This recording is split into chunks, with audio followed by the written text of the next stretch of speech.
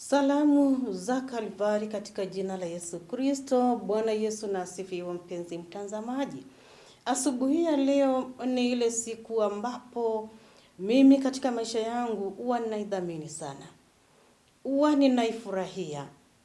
Maana kama sio siku ya leo, sijui tungekuwa wapi. Kama si hilo tukio ambalo liweza na kutukia siku ya leo, sijui tungeitwa Wakristo namna gani.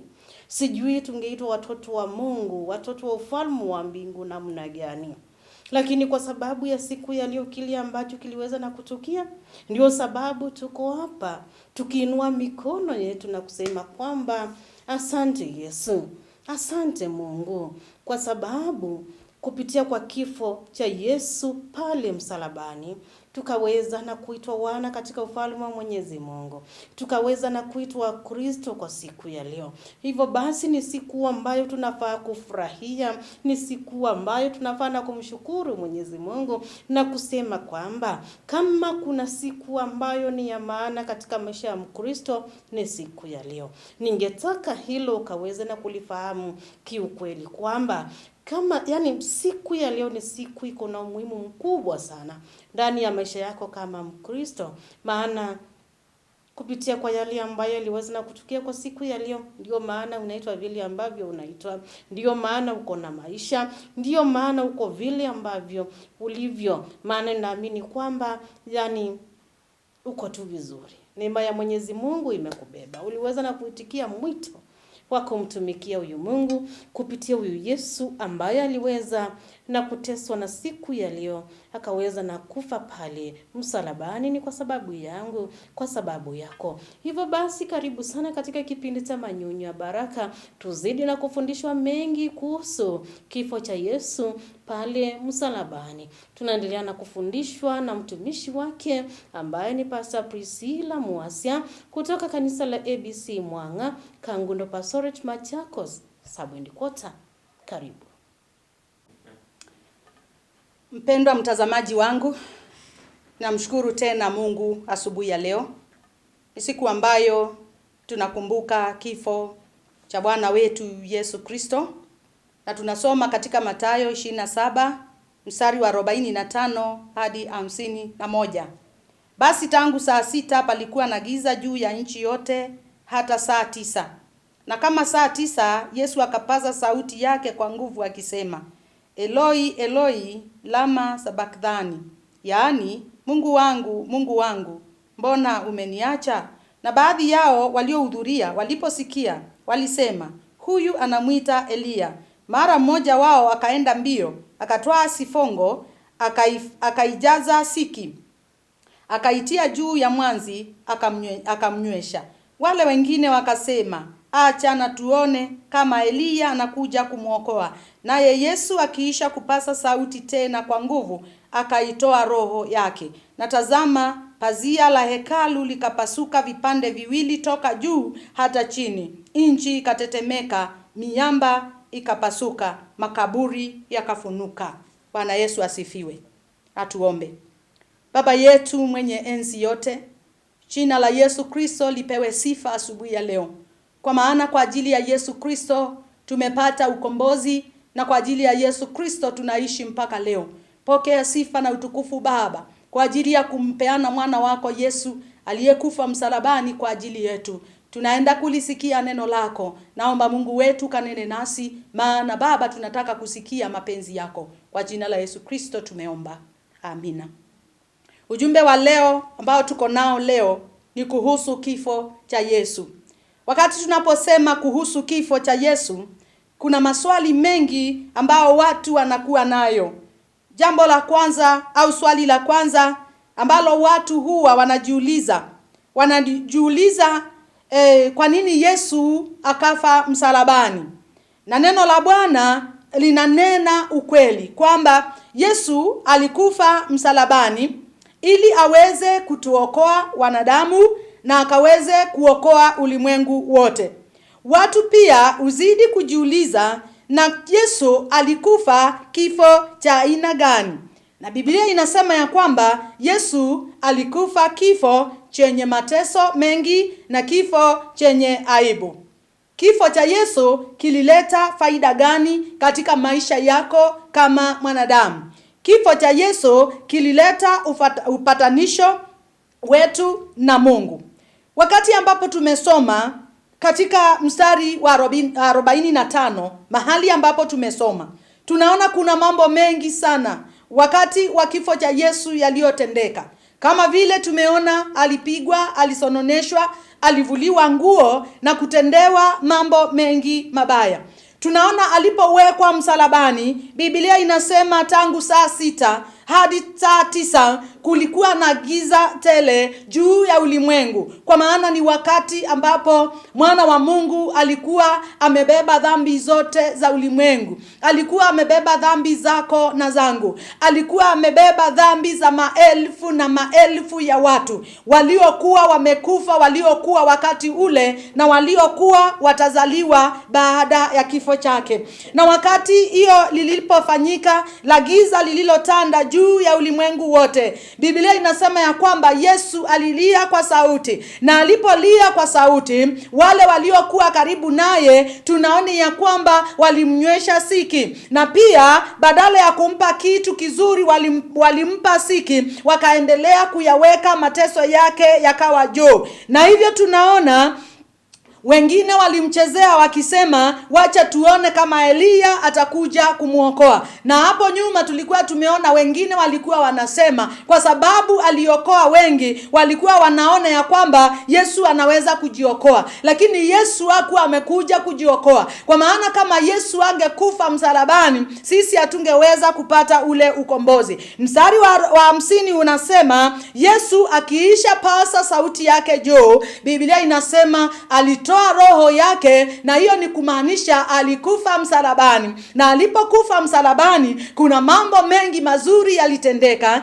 Jambo la kwanza, tunaona pazia la hekalu liliweza kupasuka vipande viwili. Hii ni kumaanisha mahali ambapo hatungeweza kuingia, Mungu ambaye tulikuwa tumetengwa naye, utakatifu ambao tulikuwa hatuna, tunaona ya kwamba Yesu aliweza kutuletea kwa ajili ya kifo chake. Tulipata neema na tukapata kibali cha kuingia mbele za Bwana na kujisemea mambo yetu kupitia kwa maombi, na hata pia kutoa sadaka zetu na zikubalike mbele ya uso wa Bwana. Tunaona ya kwamba nchi ilitetemeka, na tunaona ya kwamba miamba ikapasuka na makaburi yakafunguliwa, na tunajua ya kwamba wengi waliweza kutoka katika wafu, kwa maana Yesu Kristo alikuwa ametenda ya ajabu, na alikuwa amekufa msalabani, na kifo chake kiliweza kuleta uzuri sana katika maisha ya wanadamu. Sisi wanadamu tulikuwa tumetengwa na Mungu. Tulikuwa tumepotea katika shamba la Edeni. Tulikuwa tumeenda kinyume na mapenzi ya Bwana katika shamba la Edeni. Na uzuri wa Mungu na utakatifu wa Mungu ulikuwa umetuondokea. Lakini wakati Yesu alipokufa msalabani, aliweza kurudisha kile ambacho kilikuwa kimepotea. Ule uhusiano wa mtu na mwanadamu, Mungu tuliweza kuupata tena, kwa maana Yesu Kristo aliweza kufa msalabani kwa ajili yetu. Sisi wote tulikuwa kila mmoja abebe msalaba wake na aende Golgotha. Kila mtu alikuwa alipie dhambi zake. Kila mtu alikuwa apate kitubio chake. Lakini tunaona ya kwamba Yesu mwana wa Mungu, kwa ajili ya upendo wake, kwa ajili ya kujitoa kwake, kwa ajili ya kujipeana kwake, tunaona alijipeana, akakubali kufa kifo cha aibu, akakubali kudharauliwa, akakubali kutemewa mate, akakubali kuonewa, ili mimi na wewe tukaweze kupokea uzima na tukapate uzima wa milele kupitia kwa Yesu Kristo mwana wa Mungu aliye hai.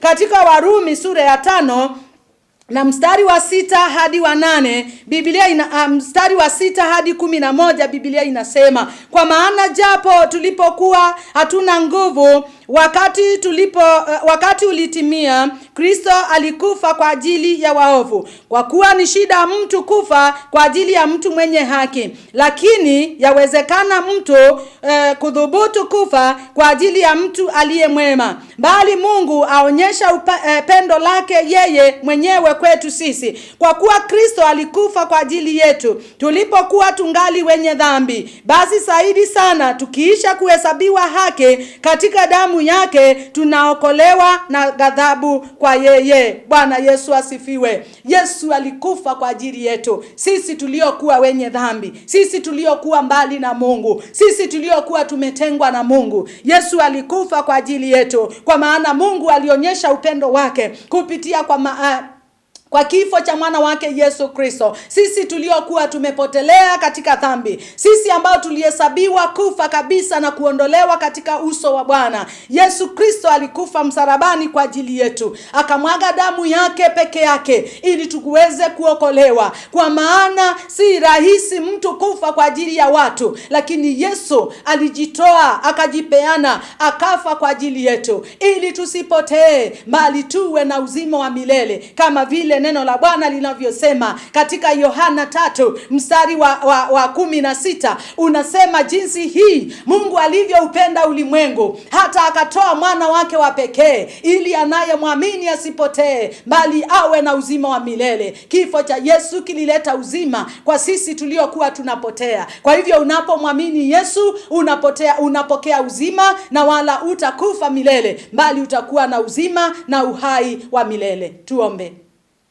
Baba mwenye enzi yote, kwa jina la Yesu tunasema ni asante kwa ajili ya neema yako. Tunasema ni asante kwa kibali chako. Tunaomba Mungu wetu, kibali cha damu ya Yesu kikawe juu ya maisha yetu. Yesu alikufa tukaweze kupata upatanisho wetu na Mungu. Asante kwa ajili ya upendo wako, maana kwa ajili ya upendo wako tumepokea wokovu. Asante kwa kutuokoa. Asante kwa kutusaidia. Asante kwa kuwa pamoja nasi. Tuongoze na neema yako itutoshe. Kwa jina la Yesu Kristo tumeomba.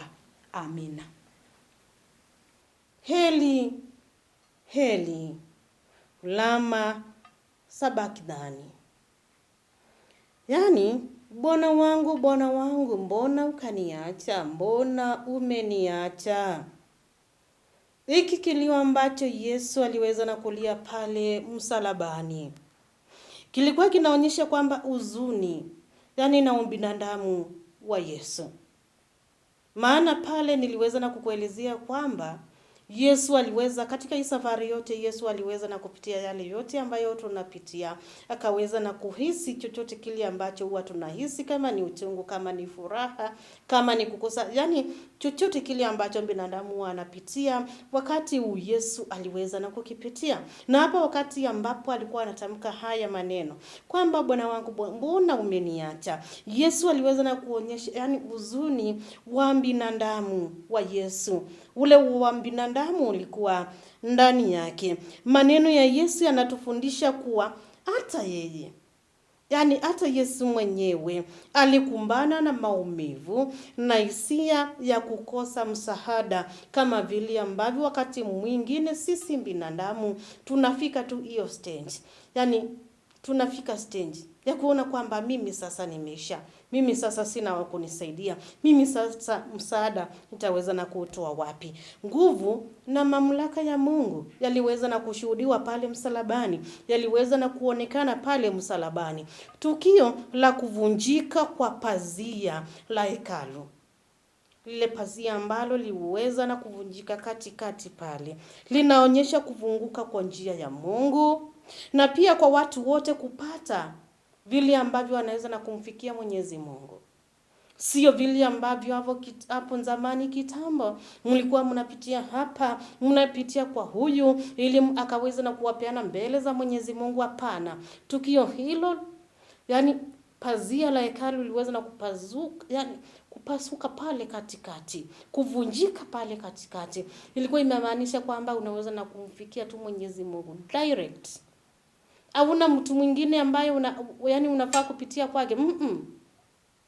Ukihisi tu kumuomba, unataka kunjipiana mbele zake, hakuna yule ambaye unafaa na kumtafuta. Enda piga maombi, simama, omba, yani kila wakati iliweza na kukutengenezea njia pale. Unaweza na kumpatana na Mwenyezi Mungu moja kwa moja bila kupitia kwa mtu mwingine. Hilo ndilo fundisho pale la kupitia hilo pazia ambalo iliweza na kuvunjika katikati. Mfano wa utii na upendo. Hapa kifo cha Yesu ni mfano wa yoyote yaani kutoa maisha kwa ajili ya watu wengine, kwa msamaha na upendo wa dhahiri, upendo usio na unafiki, upendo usio na kikomo. Yesu katuonyesha pale msalabani.